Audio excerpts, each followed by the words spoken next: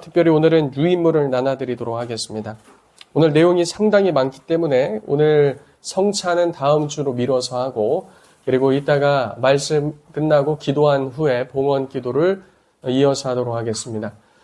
이 내용을 2주간에 걸쳐서 할 수도 있지만 2주간에 걸쳐서 하게 된다면 또 전주에 들었던 내용을 잊어버릴 수도 있고, 좀 분량이 많다 할지라도 한 번에 하는 것이 가장 유익하다고 생각이기 때문에 성도님들은 이 내용을 함께 집중해서 보셨으면 합니다.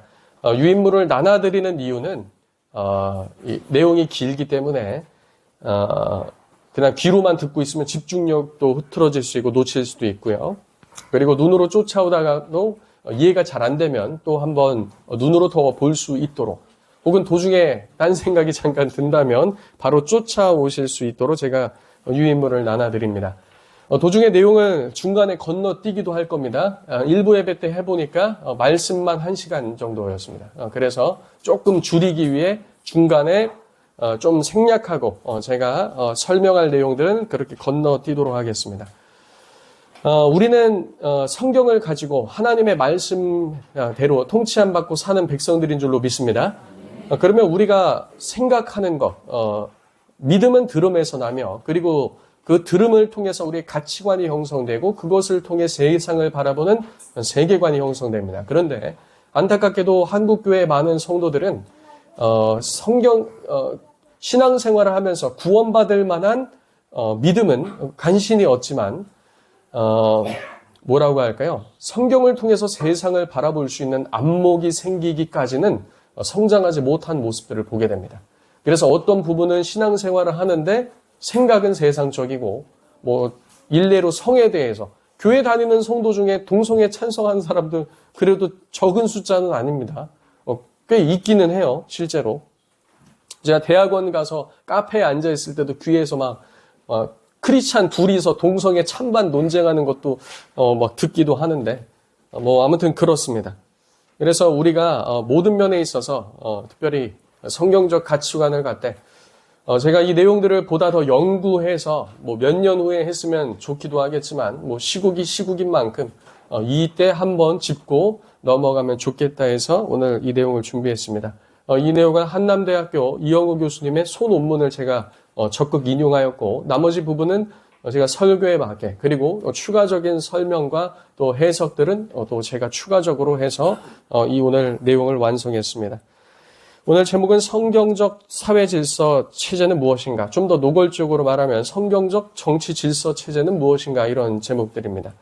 그래서 내가 여지껏 생각했던 거하고 좀 다르다 할지라도 한번 곰곰이 생각하면서 무엇이 보다 더 성경적인가? 그리고 이것이 성경적이라면 이거를 바꾸는 것이 아니라 나를 바꾸는 것이 맞을 겁니다. 그래서 한번 베레아 사람처럼 무엇이 보다 더 하나님 말씀에 가까운지 함께 고민하는 시간 되었으면 합니다. 우리가 살펴보고 있는 출애굽기를 보면 하나님께서 이스라엘을 참 자유자로 부르고 계시는 걸 봅니다.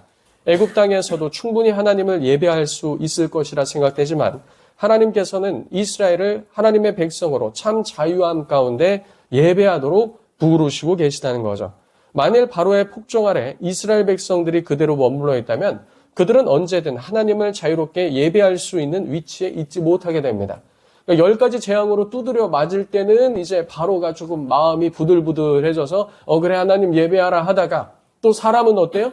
작심삼일이란 말이에요. 이게 뭔가 원래대로 원하던 대로 돌아가면 자신들의 그런 본성과 습성이 나타난다는 거예요. 그래서 참된 예배, 자유로운 예배가 있으려면 우리들에게 자유가 주어져야 한다는 것을 알 수 있습니다. 바로의 폭정과 눈치 속에서 그들은 바로의 뜻에 영향을 받을 수밖에 없는 연약한 심령들이기 때문입니다. 물론 기독교 신앙을 비판하는 국가에서도 예배하며 신앙생활을 할 수 있습니다. 그러나 예배의 자유를 추구하는 것은 우리가 부름받은 본질을 추구하며 나아가는 길입니다. 고로 세상 왕이나 대통령, 심지어 어떤 국가나 정치 세력도 우리가 하나님을 예배하는 것을 막을 권리나 방해할 권리를 가질 수 없습니다. 오늘날 대한민국에서 기독교인은 점점 설 자리를 잃어가고 있습니다. 길고 긴 코로나 시국을 지나면서 기독교에 대한 일반인들의 혐오감이 조장되는 계기가 되었기 때문입니다. 언론에서는 가장 많은 이 집단 감염 사례로 대부분 교회에서 일어난 것처럼 보도하였으나 그것은 명백한 사실이 아닙니다. 당시 통계청을 비롯한 여러 곳에서의 자료들만 살펴봐도 그런 날조 왜곡 보도는 불가능한 수준이었으나 소위 공영방송사들은 그런 보도들을 쏟아냈다는 겁니다. 기독 언론사들은 이에 대응하여 팩트를 쏟아냈지만 역부족이었습니다. 수많은 사람들이 출퇴근 후에 대중교통을 이용했으나 집단 감염 사례는 대중교통에서 한 건도 보고되지 않았습니다. 제가 혹시나 해서 이거를 다시 한번 이 빅데이터, 엄청난 이 온라인상에 있는 자료들을 전체에 검색했으나 대중교통을 통한 감염 사례는 나오지 않았습니다. 거리두기도 하지 못한 채 출퇴근을 위해 최소 1시간 이상 이용하는 지하철과 버스에서 전혀 감염이 일어나지 않았다는 것은 무엇이 진실인지 생각해 볼 필요가 있는 부분입니다. 대부분이 교통카드를 이용하기에 충분히 역학조사를 할 수 있음에도 역학조사 대상에서 배제된 것은 비상식적인 일이 분명합니다. 반면 교회 내 집단 감염은 외부에서 유입되었다 해도 교회발로 보도되면서 교회를 폐쇄하고 헌법에 보장된 종교의 자유인 예배를 침해하였습니다. 무조건 폐쇄하지 말자는 말은 아닙니다. 감염이 있었던 곳은 일시적으로 그리할 수 있으며 전체적으로 만약 전 교회를 다 폐쇄 조치 내려야 했다면 대중교통과 마트, 회사를 비롯한 기타 영업 활동하는 모든 곳에도 같은 기준이 적용되어야 한다는 겁니다. 하나님을 모르는 세상 사람들은 위의 것은 세상살이에 필수적이나 예배는 그렇지 않다고 반박할지도 모릅니다. 그러나 그것은 어디까지나 세상의 주장일 뿐이요 성경은 세상과 같이 말하고 있지 않다는 데 있습니다. 다른 부분들은 정상 운영되는데 1시간 잠깐 모이는 종교시설은 폐쇄해도 된다는 것은 헌법 정신에도 그리고 상식에도 맞지 않기 때문에 그렇습니다. 2024년 7월 18일 이 법률신문에 보면 이 법률신문은 판사들과 이 변호사, 법률가들이 대체로 보는 신문입니다. 이 대법원 전원 합의체로 코로나19 유행 시기 종교시설 대면 예배 전면 금지 처분은 적법하다는 결론을 내렸습니다. 이 대법관들이 쫙 앉아 있어서 이제 만장일치로 이것을 통과시켰다라는 거예요. 예, 판결했다는 겁니다. 그러나 대법원보다 말씀의 권위로 세상 법정의 판결에 동의할 수 없으며 교회 헌법으로는 이러한 세상 판결은 불법이라고 말할 수 있다는 겁니다. 그러니까 대법원이 그렇게 말했기 때문에 성도는 따라야 되는가? 아니라는 겁니다. 성경이 말하는 것과 교회법이 있습니다. 교회법은 그들이 침해할 수 없고 교회법은 세상법 위에 있다는 겁니다. 물론 세상 사람들 여기에 동의하지 않는다 해도 그리스도인들은 세상에 동의해서는 곤란하다는 거예요. 하나님 편에 서야지 세상이 그렇다 말하는 세상 따라가면 안 된다는 겁니다. 그러니까 이것이 바로 이 자유의 중요성이라는 거예요. 그러니까 그리스도인들도 세상의 때로는 교회에 대해서 불합리하거나 성경에 대치되는 일들을 요구했을 때 교회는 성경적으로 아닌 것은 아니라고 말해야 되는데 우리의 심령이 약하기 때문에 세상은 이렇게 말하지 않느냐, 세상법은 이렇게 말하지 않느냐, 세상이 이렇게 하지 않느냐 하면서 우리는 넘어질 수 있다는 거죠. 이와 같은 교회를 향한 모습은 코로나 사태뿐만이 아닙니다. 특정 정치 집단이나 지지자들은 인간의 본성과 창조 질서를 거스르는 동성간 성행위를 정당화하고 이에 대해 비판적인 입장을 가질 수밖에 없는 기독교인들을 혐오 조장 세력으로 낙인 찍었습니다. 2022년 교육과정 개편안 공청회에서는 사회, 도덕, 보건, 기술, 가정 등 많은 교과서에서 성평등, 혐오, 다양한 가족 등 동성애를 조장하는 내용이 있음이 드러났습니다. 이러한 내용으로 교육받은 아이들은 향후 성인으로 자라면서 기독교인들을 혐오 조장 세력으로 인식할 가능성이 높습니다. 그럼 이걸 어떻게 할 수 있는가? 해외 사례를 보면 알 수 있어요. 해외에도 이렇게 했어요. 그러니까 결과 어떤 열매 맺었는가? 기독교에 대한 혐오와 기독교에 대한 배타적인 것이 강해졌다라는 거예요. 그러니까 이런 것들이 이 교육계까지 들어와서 우리 아이들을 다음 세대들을 이렇게 끌고 가는 것을 볼 수 있습니다. 이것은 정책과 문화와 교육을 통해 기독교를 축소시키려는 세력의 목표라고 할 수 있습니다. 그런데 이러한 반민주적 행태가 소위 진보라고 불리는 세력에 의해 민주주의라는 이름으로 미화되고 있다는 점입니다. 공산주의자들은 민주주의라는 단어를 전략적으로 사용하여 그들의 이념을 효과적으로 전파하는데 그리고 대중의 지지를 얻기 위한 전술로 사용하고 있습니다. 자, 예를 들어 북한의 공식 명칭은 조선민주주의 인민공화국으로서 민주주의는 서구식 자유민주주의와는 다른 것입니다. 이러한 용어 혼란 전술은 자유 대한민국 안에서도 영향을 미치고 있습니다. 소위 민주주의, 인권, 평화 등의 용어를 사용하여 자신들이 원하는 목적을 이루려고 하고 있다는 겁니다. 이러한 전략은 대중들에게 친숙하고 긍정적인 이미지를 가진 용어를 사용함으로써 자신들의 신분 가치에 대한 거부감을 줄이고 수용성을 높이기 위한 것입니다. 이러한 자들은 민주주의라는 미명하에 반인륜적인 동성애를 미화시키고 교회를 탄압하는 것을 정당화합니다. 이러한 상황에서 우리는 민주주의라는 것이 무엇인지에 대한 개념을 재정립 혹은 다시 정립해야 됩니다. 그래서 오늘 나눠드린 이 내용들 그리고 듣는 이 내용들로서 성도님들께 분별의 한 축을 제공해 드리고자 합니다. 우리는 두 가지 서로 다른 민주주의의 개념인 보수주의와 진보주의의 본질을 살펴볼 예정입니다. 그 역사적 기원을 논함으로써 양쪽의 사상과 성경 사상과 원리를 생각해 보고자 합니다. 그리고 이것이 오늘날 그대로 잘 구현되고 있는지 어떤지 이것도 우리는 살펴볼 수 있습니다. 자, 먼저 민주주의의 역사적 기원을 보겠습니다. 우리는 민주주의는 서구 문화권에서 발전된 것이며 여기서 서구 문화권이라는 것은 기독교 문화를 말하는 겁니다. 그러나 대부분의 국민들, 우리 기독교인들 중에서도 일부 해당될 겁니다. 대부분의 국민들은 민주주의가 서구 기독교 문화에서 시작되고 발전되었다는 것을 잘 모르고 있습니다. 인류 역사는 약 300년을 제외한 대부분의 역사가 독재자를 신처럼 섬기며 살아온 배경을 가지고 있습니다.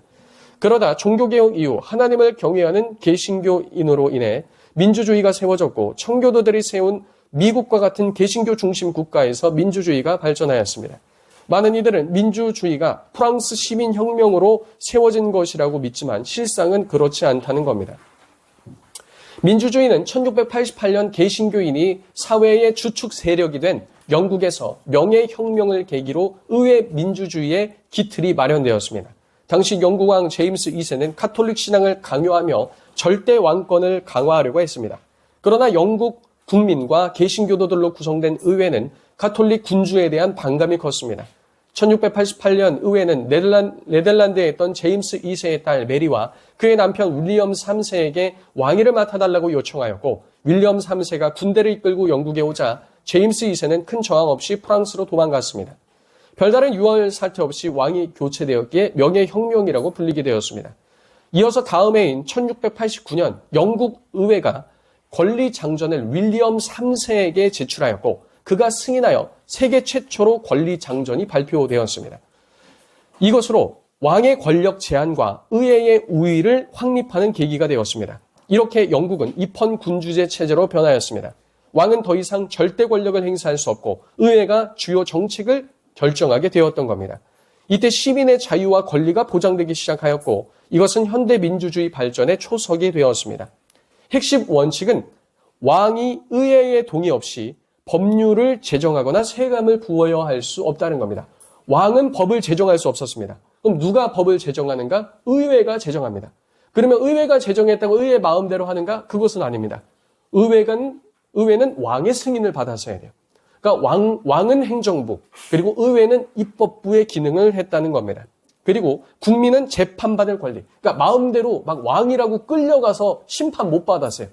막 처벌 못 받았어요. 재판을 걸 수 있었다는 거예요. 나는 뭔가 불이합니다. 재판을 받게 해주십시오. 이제 이런 권한이 생겼습니다. 그리고 언론의 자유, 표현을 할 수 있었습니다.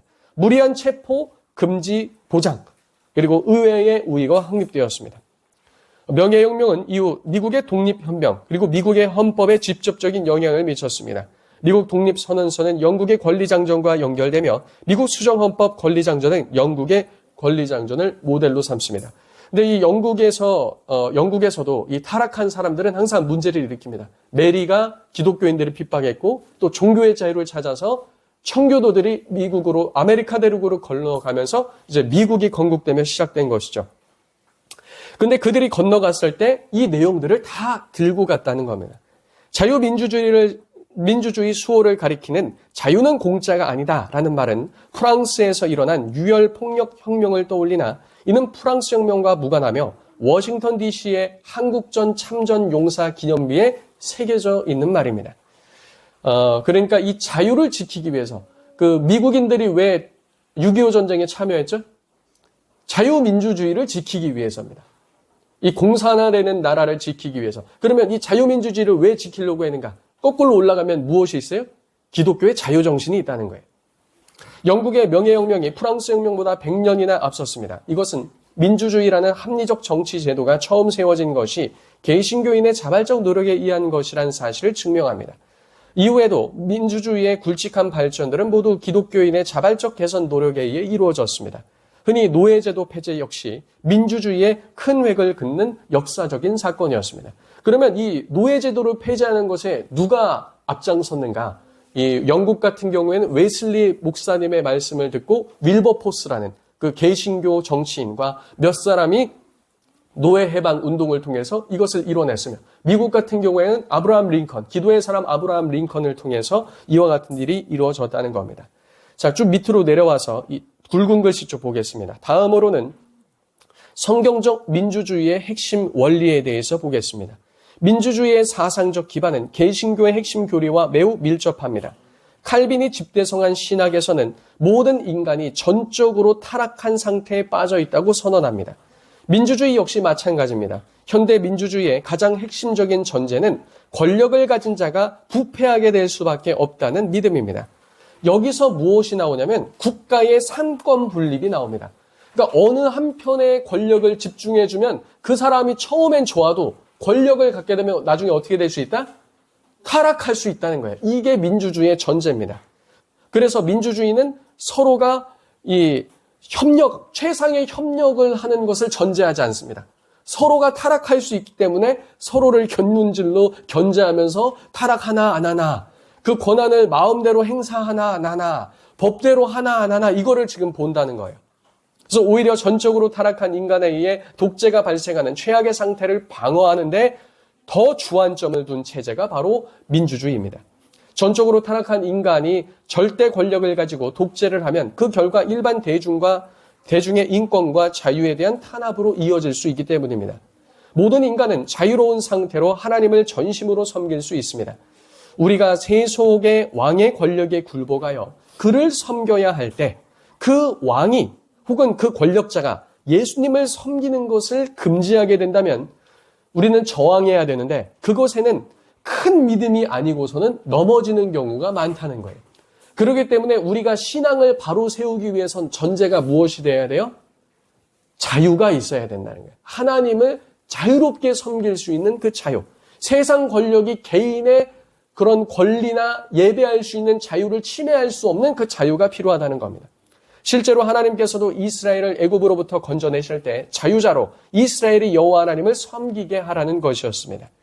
이스라엘 민족의 주인은 하나님이시오, 바로라는 독재자 애굽 왕이 아니었기 때문에 이 출애굽은 그에 대한 선전포고였죠.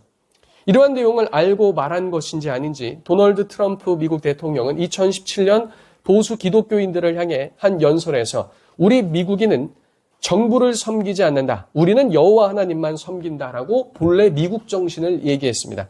아마 이때 당시에는 트럼프가 그렇게 믿음이 있었던 건 아닌 걸로 알고 있어요.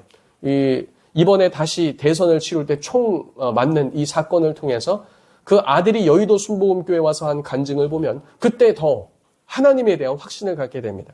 근데 어찌됐건 2017년도에도 자신을 많이 지지해준 이 보수 기독교인들을 향해 이 미국 건국 정신을 얘기했습니다. 물론 민주주의는 완벽함과는 거리가 먼 정치입니다. 정치 제도입니다. 일찍이 플라톤은 민주주의를 중우정치라고 비판하기도 했습니다. 중우정치란 대중의 감성적이고 비이성적인 여론이나 폭력에 의해 정치가 좌우되는 체제를 말합니다. 쉽게 말해 대중의 충동적 감정이나 다수의 선동에 의해 정부가 이리저리 왔다 갔다 할 수 있다는 거죠. 목적 자체가 최악을 방지하기 위해 만들어진 정치체제니 무엇인가 최선의 상태를 만들어내고자 하는 사람이 보기에는 흠이 많고 취약한 제도일 수밖에 없다는 겁니다. 자, 그래서 헬라 철학자들이 말하는 것이 무엇이냐? 철인이 등장해서 철인이 철권 통치를 하는 게 이들이 생각했던 거예요. 그래서 이데아를 어떻게 이룰 수 있는가? 그 철인, 그 철학자, 아주 똑똑한 그 사람에게 모든 권한이 집중돼서 그 사람이 다스린다. 근데 세상에는 그런 사람이 존재합니까? 안 합니까? 안 합니다. 그런 사람이 존재하지 않아요. 권력을 주면 좋은 사람은 어떻게 돼요? 타락할 수 있기 때문에, 타락하기 때문에 그런 사람은 존재하지 않는다는 거예요. 그러나 민주주의가 문제가 많다고 해서 이를 파괴하고 새로운 정치 제도를 세우자는 말은 맹견을 붙들고 있는 목줄이 허술하다고 그 맹견을 풀어놓자는 말이 됩니다. 그 맹견 줄이 어설프다고 맹견 풀어놓으면 어떻게 돼요? 그 맹견은 사람을 공격한다는 거죠. 민주주의는 독재와 비이성, 폭력과 야만이라는 맹변을 붙드는 허술한 또 목줄과 같습니다. 민주주의 역시 불완전하나 인간의 죄성에 가득한 독재를 막기 위해 일반 은총 영역에서 우리가 지켜야 할 체제다라는 거예요. 그러니까 그리스도께서 오셔서 그분이 완전한 통치를 구현하기 이전까지 불완전한 죄인들은 권력을 서로 나눠 갖고 이것이 균형을 이룰 수 있도록 힘써야 한다는 겁니다. 예수님이 재림하실 때에야 비로소 우리는 그분이 직접 통치하시는 진정한 통치 가운데로 들어갈 수 있다는 겁니다.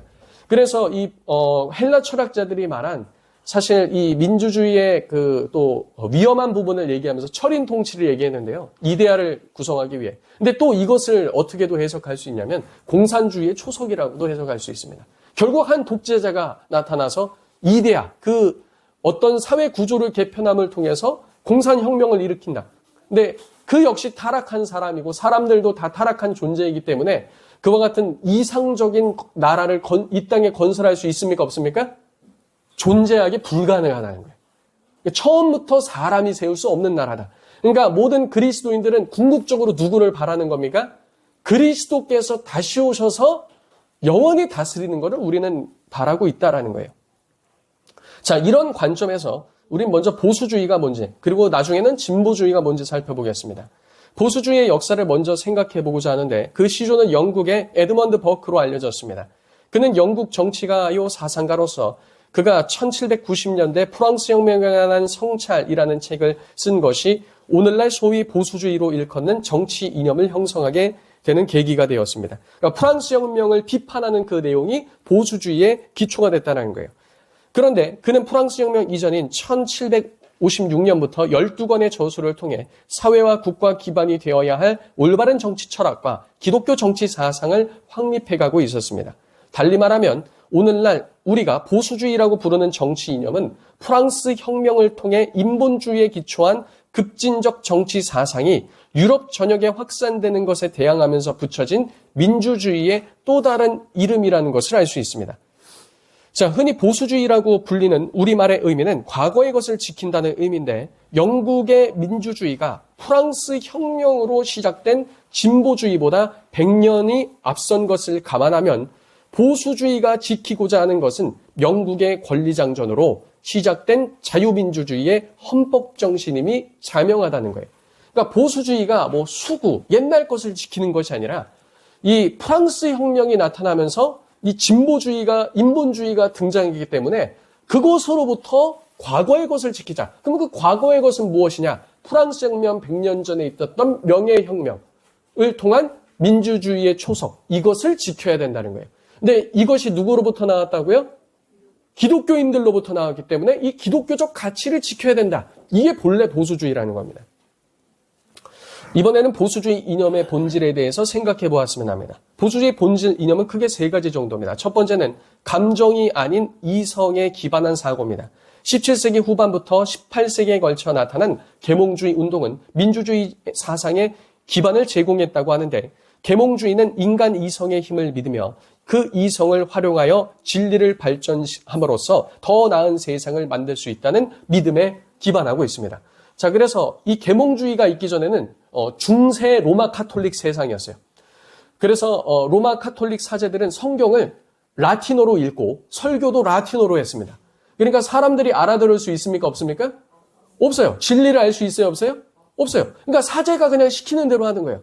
그리고 그냥 성찬 주면 성찬을 받아야 천국 가는구나. 선한 일을 하라고 하면 선한 일을 해야 천국 가는구나. 면죄부를 사라고 하면은 면죄부를 사야 천국 가는구나. 이렇게 생각했다는 거예요. 근데 이 계몽주의가 이제 발전되면서 사람들이 이제 그것에 대해서 이성을 통해 뭔가 깨닫게 됐다는 거죠. 그래서 셰퍼 목사는 중세 1000년간 로마 카톨릭에 의해 억압이 있었다면 인간의 보편적 이성이 독일을 중심으로 한 북유럽에서는 종교개혁으로 나타났고 이탈리아 중심으로 한 남부 유럽에서는 인본주의적 르네상스 운동이 일어났다고 합니다. 그러니까 똑같은 계몽주의인데 북부에서는 말씀을 통해서 이제 이성으로 우리가 말씀을 직접 읽고 그래서 루터가 한 게 뭐예요? 라틴어 성경을 독일어로 번역했어요. 이제 누구든지 말씀을 직접 읽고 듣고 생각하고 묵상하고 하면서 하나님의 뜻을 이성을 통해 발견해 나아간다는 거예요. 이성은 불완전하지만, 우리가 교의학 시간에 다 배웠죠? 이성 자체는 불완전하지만 신앙하는 이성을 통해서 말씀을 깨닫고, 지금 우리도 뭐 하는 거예요? 읽고 듣고 생각하고 이 작용들을 허락하셨다는 거예요. 근데 반면에 똑같은 계몽주의인데 남부 쪽엔요, 인본주의가 일어났다는 겁니다. 이어서 보시면 북부 유럽에서 일어난 종교개혁의 핵심은 신자 개인이 이성을 활용하여 하나님의 말씀인 성경을 연구함으로써 깨달음을 얻도록 돕는 것이 종교의 본질적 역할인 것을 생각하였고, 이러한 생각을 가진 종교개혁자들은 스코틀랜드로 건너가 장로교로 꽃을 피웠습니다. 이들이 사회의 중심 세력으로 성장하여 주도권을 갖게 된 것이 영국에서 시작된 보수주의적 민주주의입니다. 민주주의 역시 보편적 이성을 활용하여 하나님의 뜻을 세속 정치에 실현하고자 하는 노력의 결과였습니다. 이러한 전통을 현대의 보수주의자들이 이어받았습니다. 보수주의자들이 가진 이성에 대한 믿음은 감정을 경계하는 모습으로 나타납니다.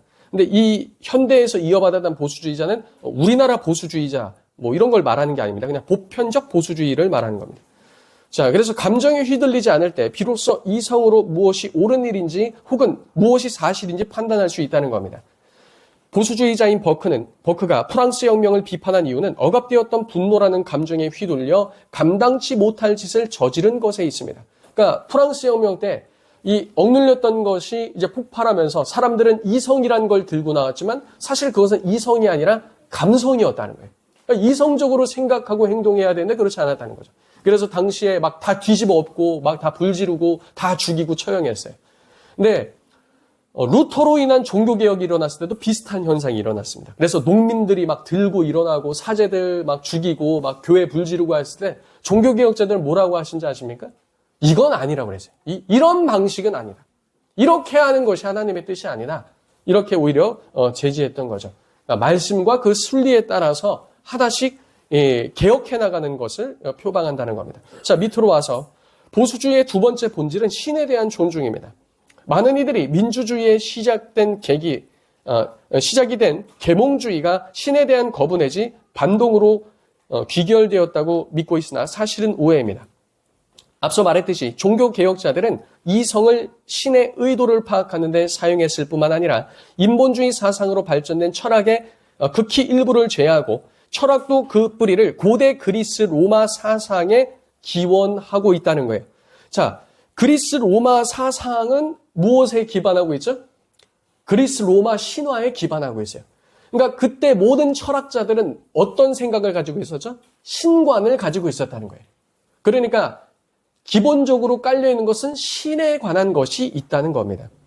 계몽주의의 근간이 된 사상은 고대 그리스의 철학자들에게서 흔히 찾을 수 있습니다. 플라톤이 말한 이데아의 세계는 초월적 존재인 신을 상정하지 않으면 성립될 수 없는 개념입니다. 그는 이성의 역할이 현실에는 존재하지 않는 이데아를 동경하여 끊임없이 상기하는 것으로 보았습니다.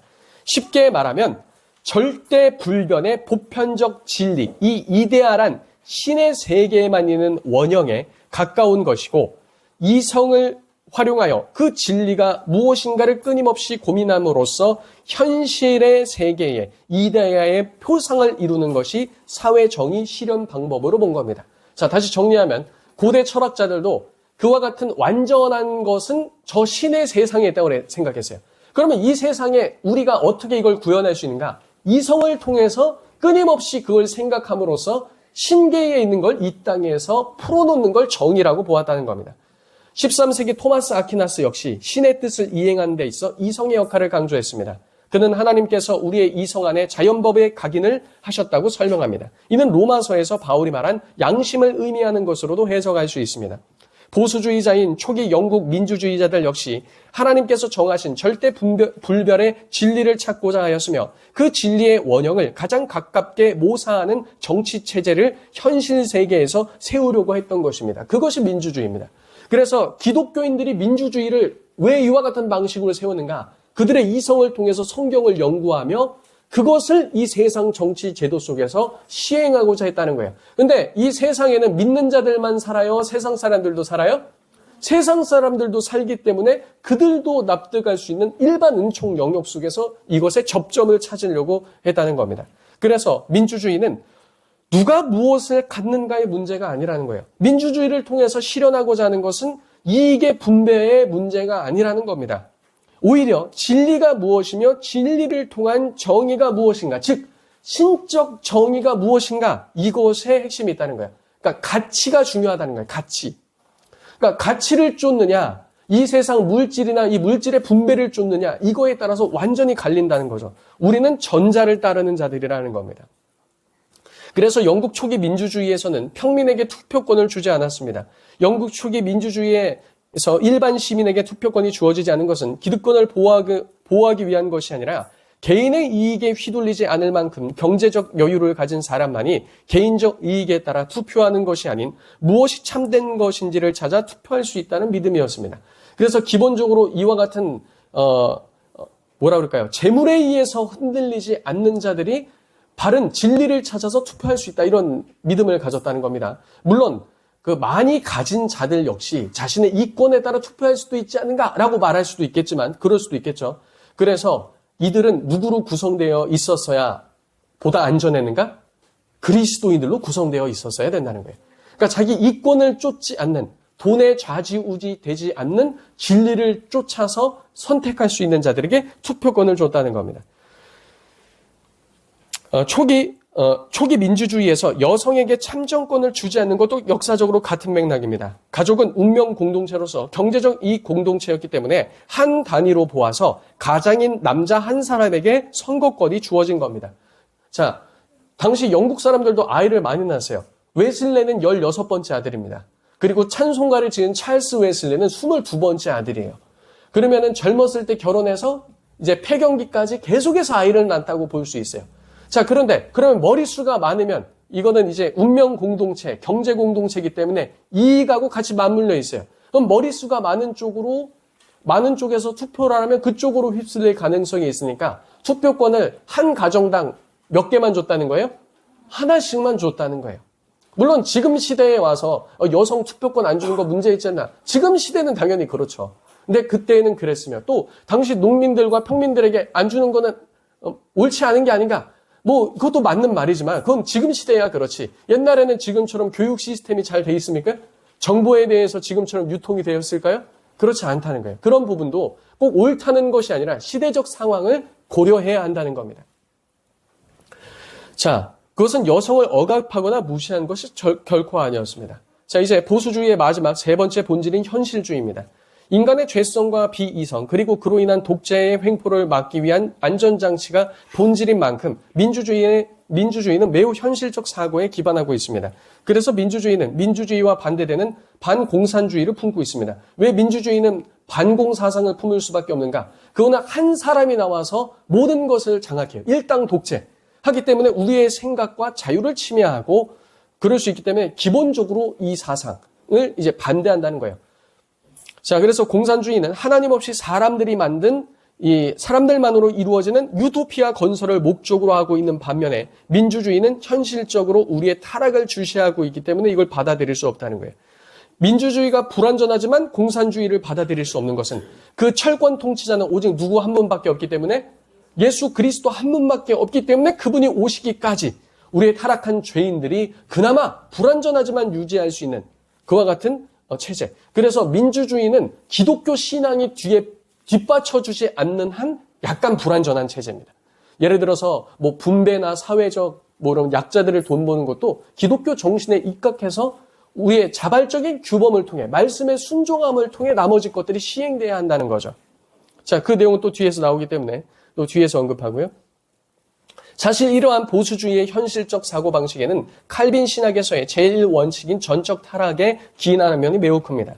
세속의 현실에서 유토피아가 불가능한 이유는 제도와 정책을 설계한 인간의 지혜가 부족해서라기보다는 아무리 좋은 사회 제도를 설계하여도 인간의 죄성 때문에 그 사회 제도가 원래의 목적을 달성할 수 없음을 알기 때문입니다. 그래서 보수주의자들에게 유일한 희망은 그리스도의 재림시 우리가 완전으로 들어가는 것뿐입니다. 그래서 성도님들도 이 땅에서 뭐 누가 대통령이 됐다, 누가 세워졌다, 이게 중요한 게 아니에요. 이 땅에서 그리스도만이 소망이며 교회만이 소망입니다.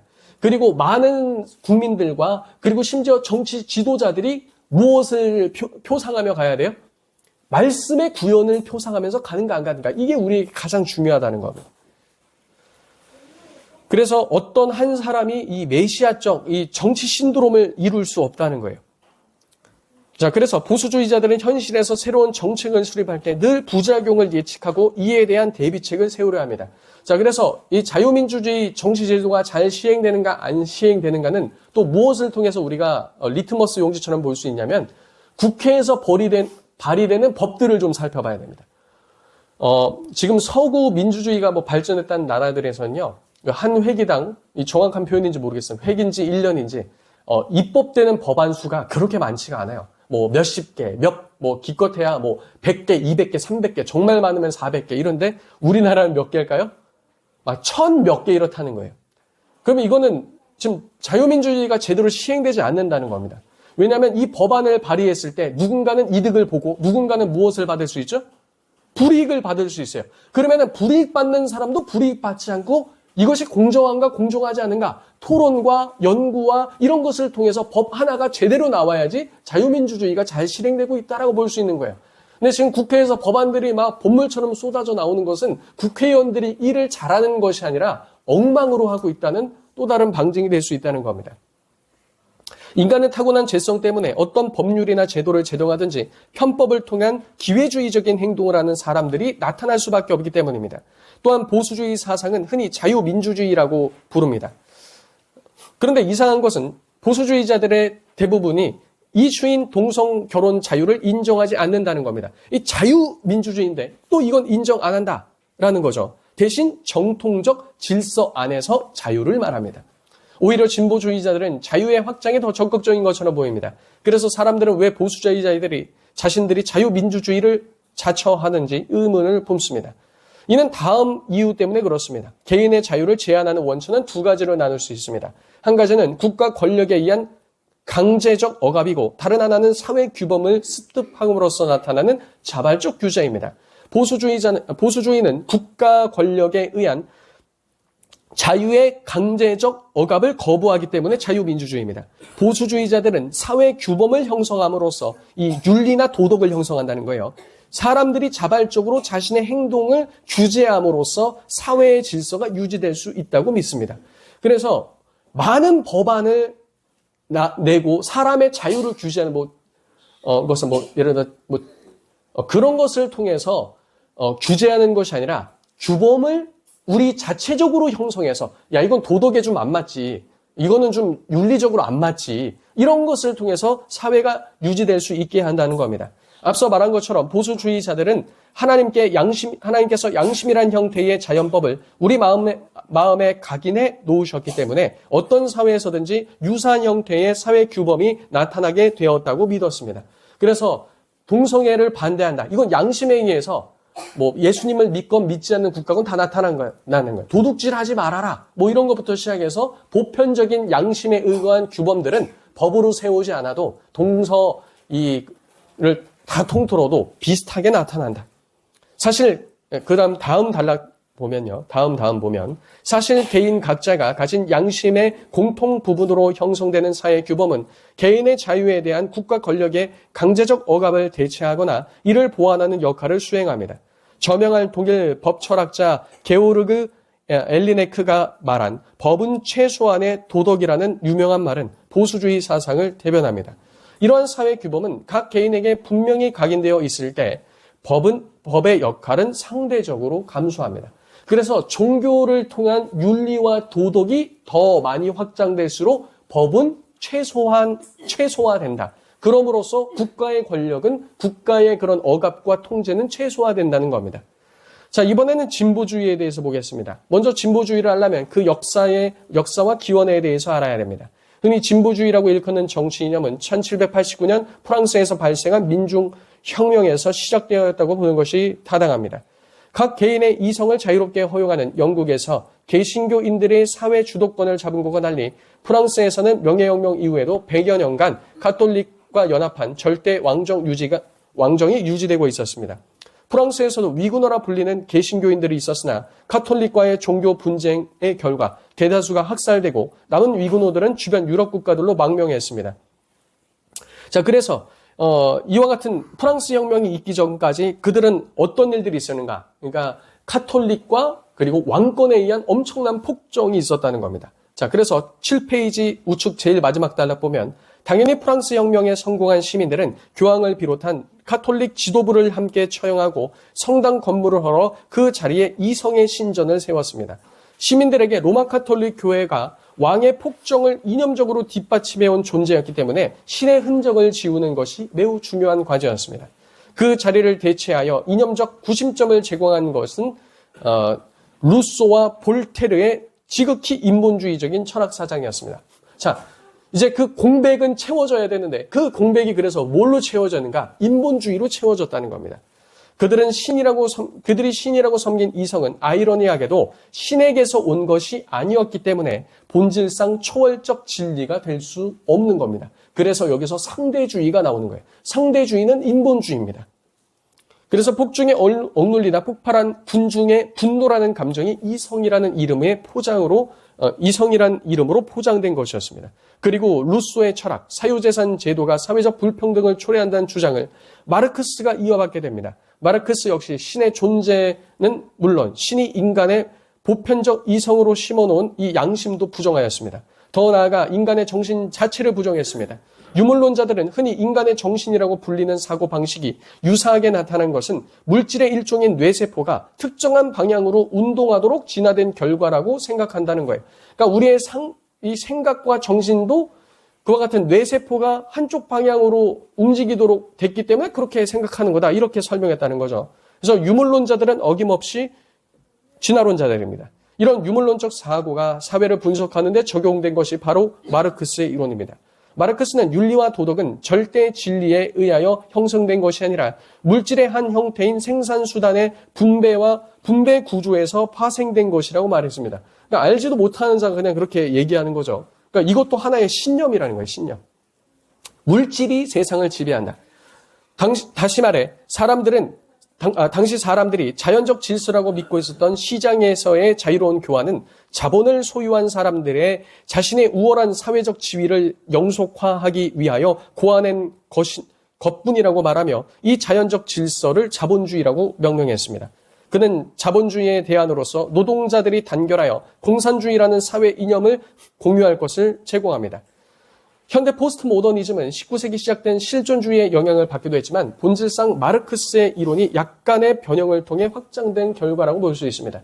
그래서 포스트 모던 사상, 그리고 탈권위주의, 그리고 상대주의, 이런 얘기들이 있죠. 이게 마르크스주의가 문화라는 옷을 입었다는 그런 것으로 보시면 됩니다. 자, 그래서 다음 단락 보면 이건 나중에 또 읽어보시기 바랍니다. 그래서 포스트 모더니즘의 주류 문화를 문화 마르크스주의라고 부르는 겁니다. 문화 마르크스주의에서는 마르크스가 한 것처럼 사회를 여러 계급으로 나눕니다. 성별이 기준이 되면 남녀 계급으로 나뉘고 인종이 기준이 되면 백인 계급과 유색인종 계급으로 나누며 성적 지향이 기준이 된다면 이성의 계급과 동성애자들의 계급으로 나뉩니다. 자, 그래서 이런 갈등이 없었냐? 남녀 갈등이 없었고, 인종 갈등이 없었고, 이런 갈등이 없었냐? 있었어요. 근데 이것을 정치화시키는 겁니다. 정치화시키면서 구도를 대립하게 만들어서 싸우게 만드는 것은 그냥 자연스럽게 나타나는 사회적 현상이 아니라 그 배경에 무엇이 있다고요? 문화 마르크스주의가 흐르고 있다고요. 그러니까 공산주의가 직접 통치하진 않지만 정치로서 통치하진 않지만 문화로서 통치하고 있다는 겁니다. 자, 그래서 이런 것들이 쭉 나와서 또 언어라는 것을 입습니다. 그래서 제일 마지막 단락 보시면 이러한 언어의 장악은 미국에서 정치적 올바름, PC주의라고 하죠. 이것의 유행어로 등장시켰고 우리나라에서는 혐오와 차별이라는 용어로 포장되어 등장합니다. 그래서 진보주의의 이념의 본질은 성경과는 많이 다릅니다.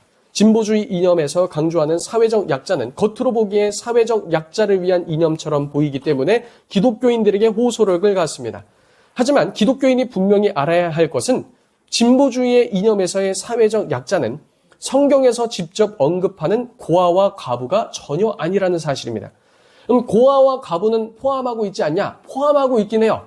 근데 이들이 중점을 두는 약자는 누구냐면 마르크스가 고안한 사회 계급 틀 안에서 정의되는 약자라는 거예요.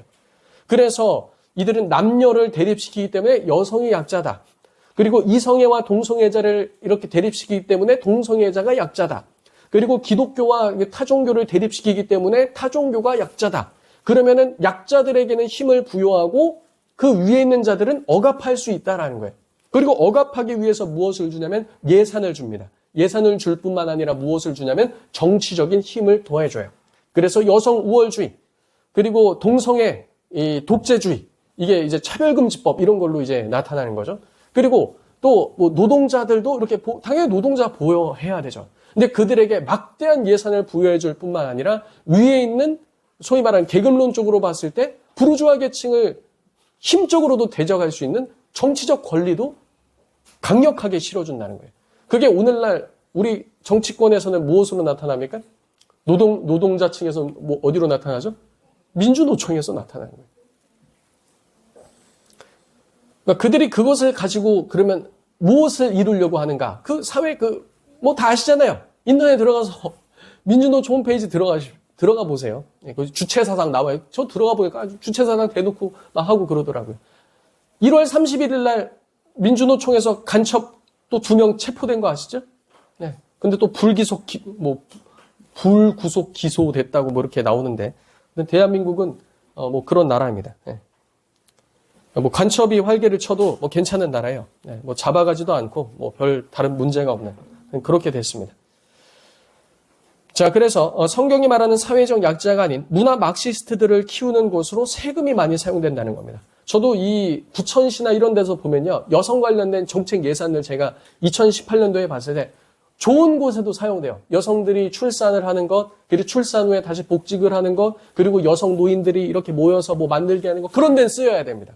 그런데 이상한 무슨 페미니스트 길러내고 그 다음에 뭐 이상한 성교회 가고 그런 데는 다 자금줄 차단하고 막아야 되는 거예요. 왜냐하면 그 사람들은 정치 집단이고 또 그 사람들은 이와 같은 이념적 성향을 가지고 있기 때문이다라는 거예요. 자, 그렇다면 사람들은 왜 진보주의 이념에 열광한 것일까? 이것은 진보주의의 이념이 타락한 인간의 죄성의 탐욕을 자극하기 때문입니다. 흔히 공산주의자들은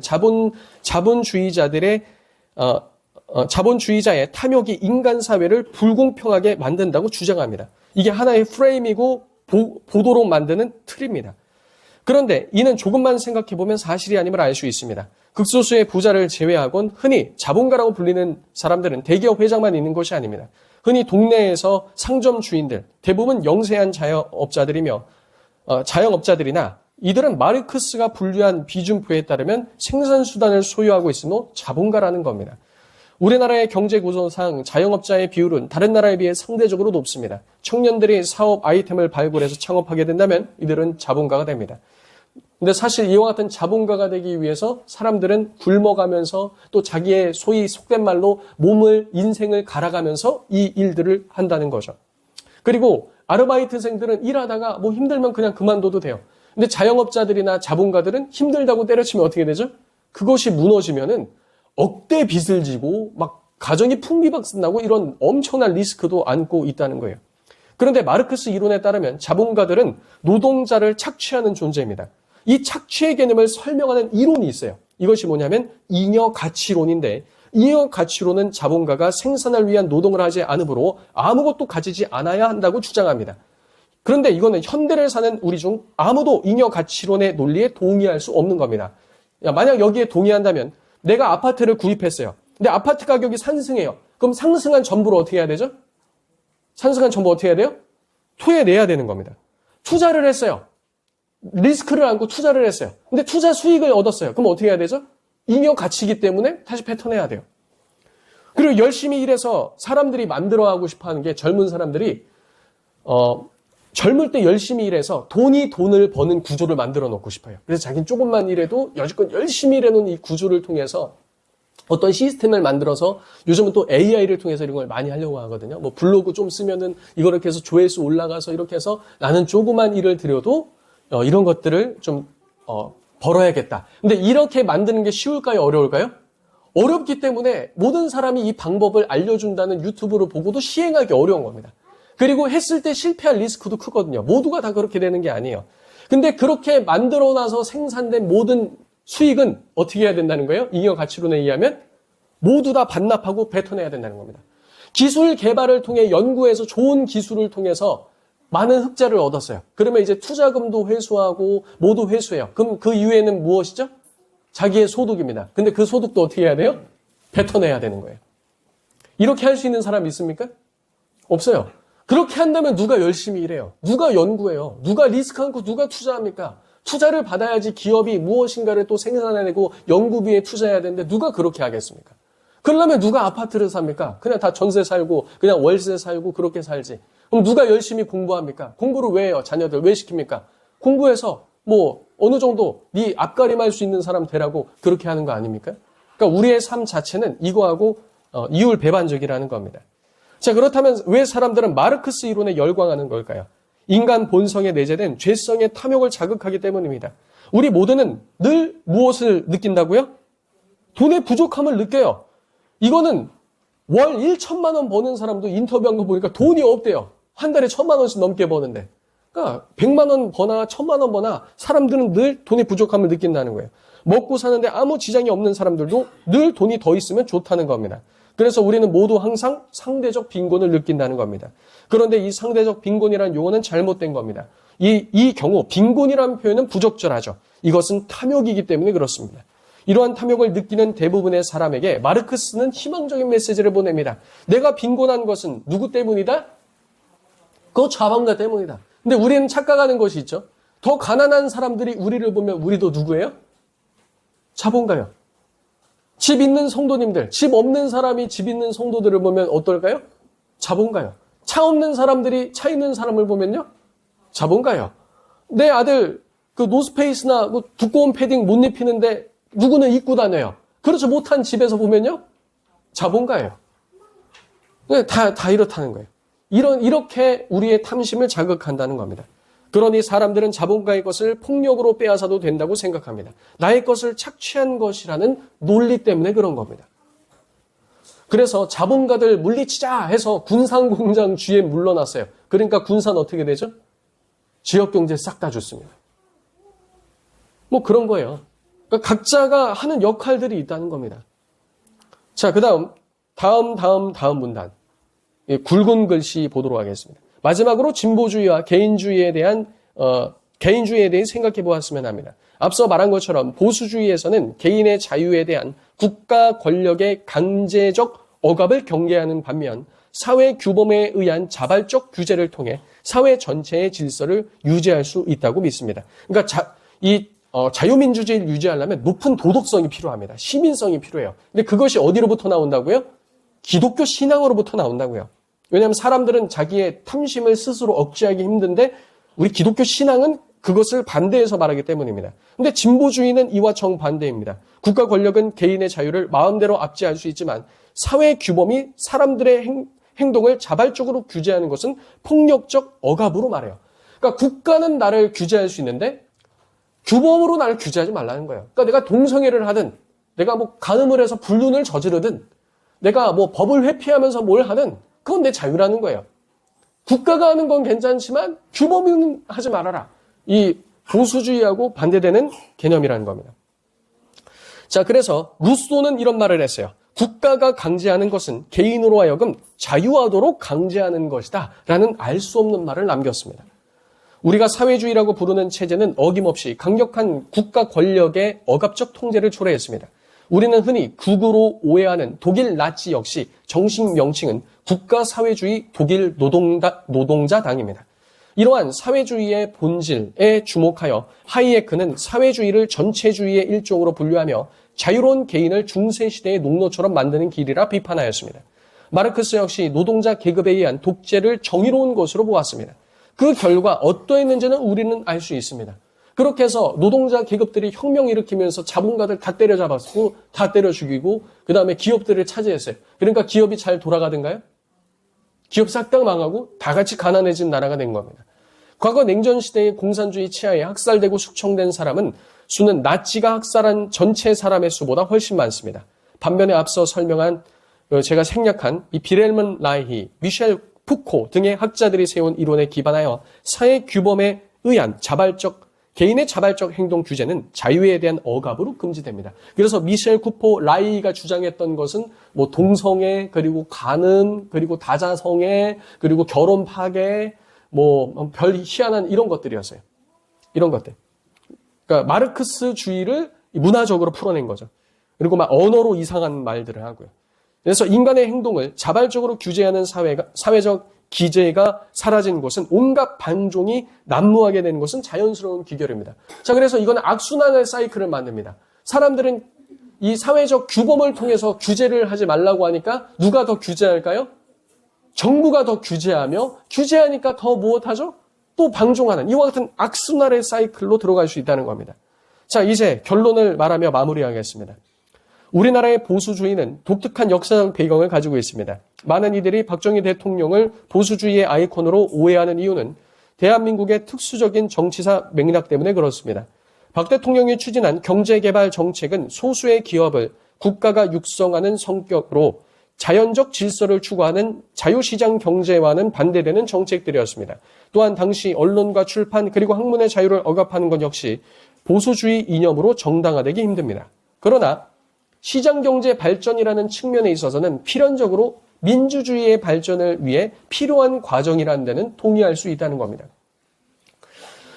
현재 보수주의를 표방해 왔던 여당에서는 탈이념을 선언하며 보수주의 정당의 당수조차 보수주의가 추구하는 가치가 무엇인지 모르는 현실입니다. 그래서 대한민국 정당의 보수정당은 보수정당이 아닙니다. 진정한 보수주의를 이해한다면 누구나 따르는 것이 보수주의고 진정 보수주의를 이해한다면 기독교인으로서 따를 수 없는 것이 진보주의입니다. 대한민국에서 보수주의와 진보주의가 무엇인지 모르는 사람이 많을 뿐더러 각 개인은 어떤 부분은 보수, 어떤 부분은 진보를 추구하며 섞여 있기도 합니다. 기독교인들 중에서도 그래요. 기독교인들 중에서도 보수주의가 뭔지 모르고 보수주의적인 것도 있고 진보주의적인 것도 있고 같이 섞여 있습니다. 그러니까 성경적인 것도 있고 비성경적인 것도 삶에서 같이 섞여 있는 것과 같죠. 교회는 열심히 출석하는데 간음행하는 건 괜찮고, 뭐 교회는 열심히 출석하는데 동성애는 지지하고, 뭐 이런 것과 비슷하고, 뭐 교회는 열심히 다니는데 그 다음에 뭐 그와 같은 뭐 사회주의적인 이념, 그 뭐라 그럴까요? 뭐 뺏고 분배하는 이런 것들 강조하고, 이거 기독교적 성경적 가치관과 다른 겁니다. 가진 자들이 자발적으로 말씀에 순종해서 나눠주고 돌보는 것이 성경적 가치관이지 있는 것을 뺏고 이렇게 하는 건 맞지 않다는 겁니다. 자, 그래서 대한민국 보수주의는 성경적 개혁이 필수적입니다. 뭐 진보주의자들도 마찬가지예요. 그들이 그리스도를 믿고 성경으로 개혁되는 건 보수나 진보나 동일하게 모두가 다 적용되는 겁니다. 그래서 일부는 뭐 새로운 보수, 따뜻한 보수, 깨끗한 보수 대안으로 제시하나 보수주의를 모르는 자들이 보수주의를 외치고 있으니 될 수가 없는 겁니다. 그들이 추구하는 보수적 가치는 비성경적이기도 하며 뜬구름 잡는 소리가 많습니다. 앞서 설명한 보수주의적 사상을 표방하는 것은 박정희 대통령이 아니라 오히려 기독교 입국론에 주장한 초대 대통령 이승만 대통령입니다.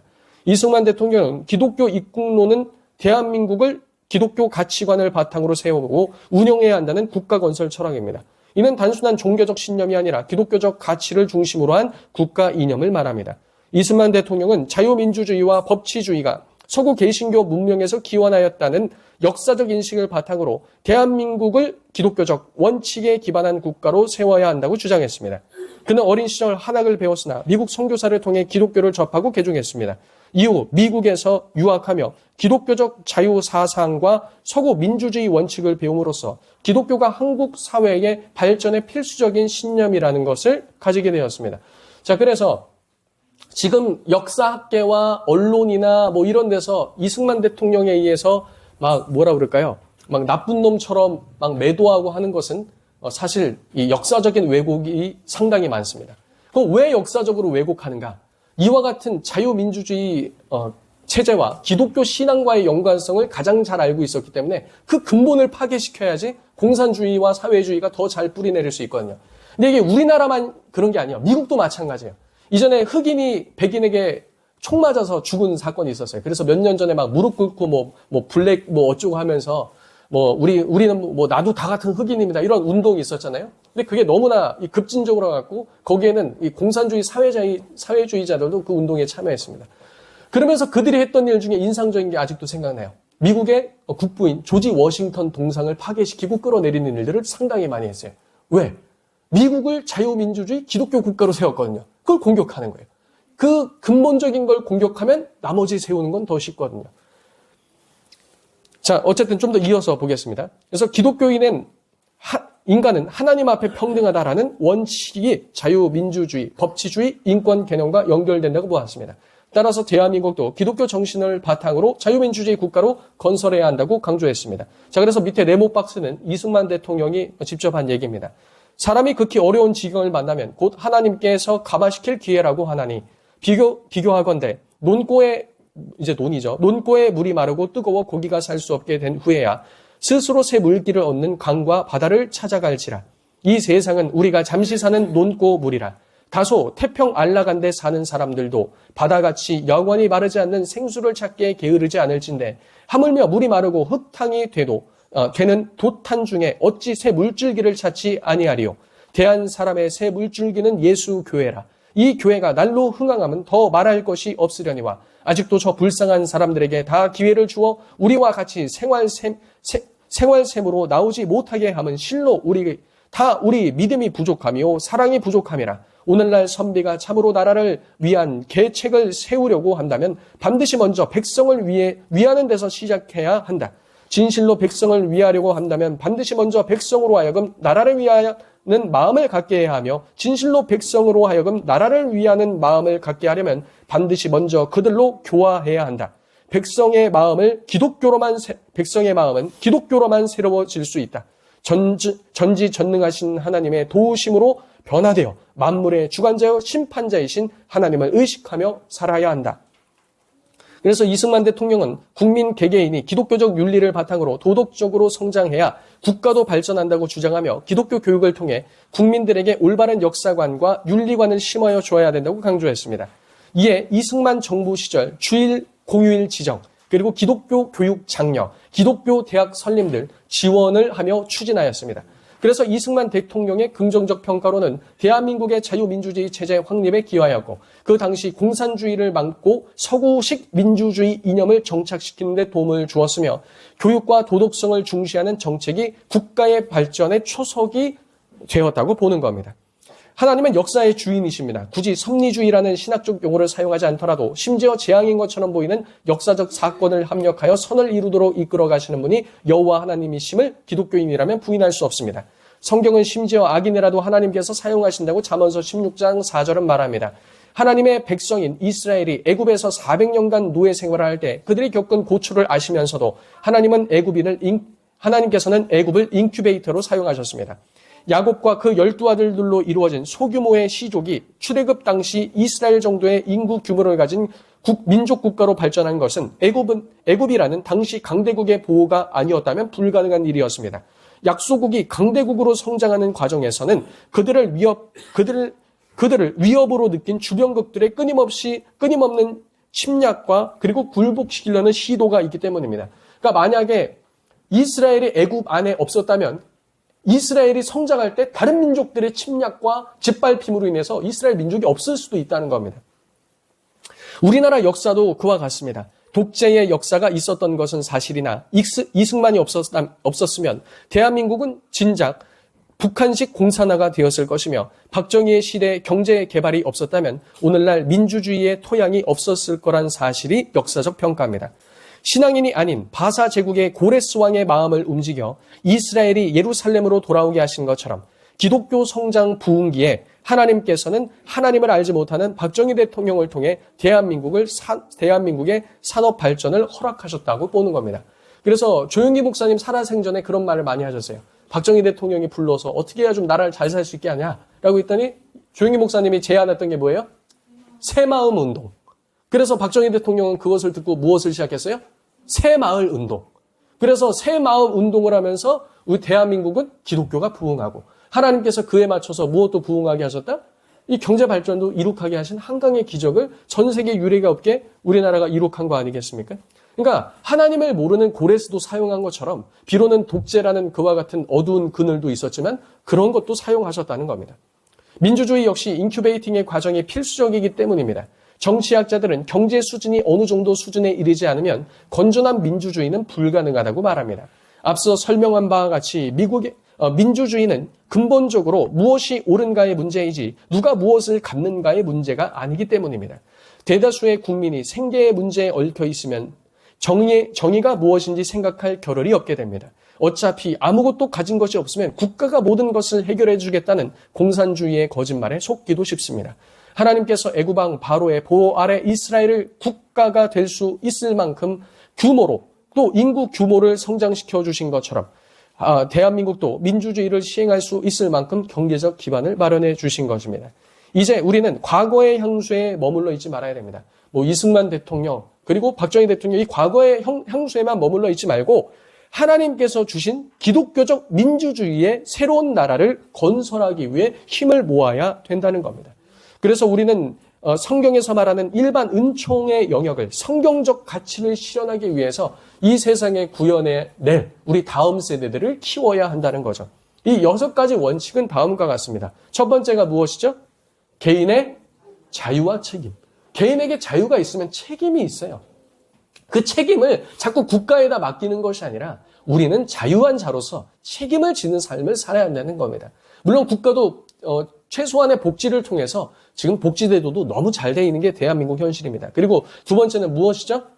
작은 정부입니다. 세 번째는요, 전통적 가치예요. 이 전통적 가치는 기독교적 전통 가치를 말하는 겁니다. 네 번째는요, 법치주의예요. 말씀이 우리를 다스리는 것처럼 법이 우리를 다스리도록 하는 것이 법치주의입니다. 그래서 법이 잘못되면 사법부가 잘못되면 입법부와 행정부가 견제하며 그리고 행정부가 잘못되면은 그리고 입법부하고 사법부가 견제하며 그리고 입법부가 잘못되면 행정부와 사법부가 견제해야 되는데 이 축 중에 하나라도 무너지면 그때부터 문제와 독재가 시작될 수 있다는 거예요.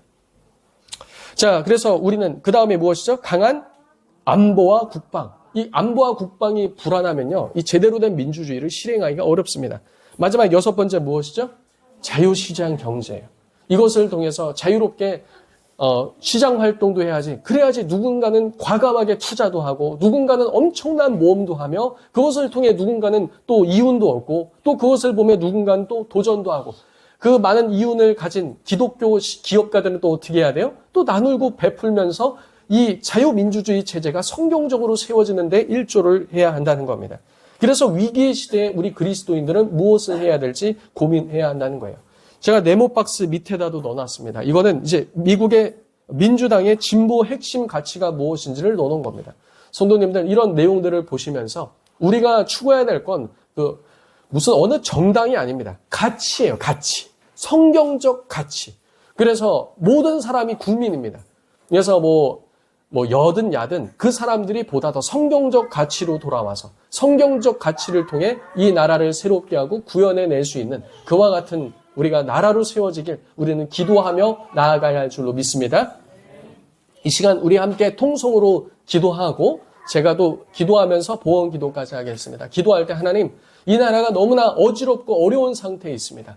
그러나 오히려 위기가 기회입니다. 하나님, 우리에게 주신 이 자유민주주의 체제, 기독교 신앙의 근거를 둔 이 체제를 우리가 다시금 세우게 하시고 하나님이여 우리 다음 세대들을 훌륭한 신앙인들로 키워서 그들이 문학의 가운데 문화 마르크스주의를 물리치고 성경적인 문화 가치를 세우며 또 정치계에서도 경제계에서도 탐심과 탐욕을 자기 배만 불리는 자들이 아니라 그것을 가지고 하나님 나라를 세우며 진정 성경이 말하는 약자들을 돌보는 하나님이여 또한 여러 가지 각 요소 가운데 그와 같은 하나님의 사람들이 일어나서 이 나라 민족을 새롭게 세워나가게 하여 주옵소서. 이런 제목으로 다 같이 주여 한번 외치고 통성으로 기도합니다.